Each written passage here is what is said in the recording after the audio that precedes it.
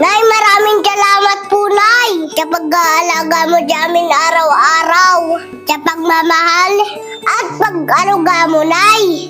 Nag-iitsa ka sa puso ko, Nay. Masaya po ako, ikaw nanay ko. Okay lang po sa akin, pangaralan mo po ako, Nay. Pagalitan mo po ako, sawayin mo po ako. Ipaalam mo po sa akin kung anong tama at mali. Dahil bata pa po ako, Nay. Kailangan sundin kita, Nay. Kasi ikaw po ang nakakaalam kung anong dapat para sa akin.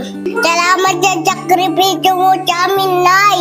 Susuklian ko po ng respeto at pagmamahal lahat ng pagod mo, Nay.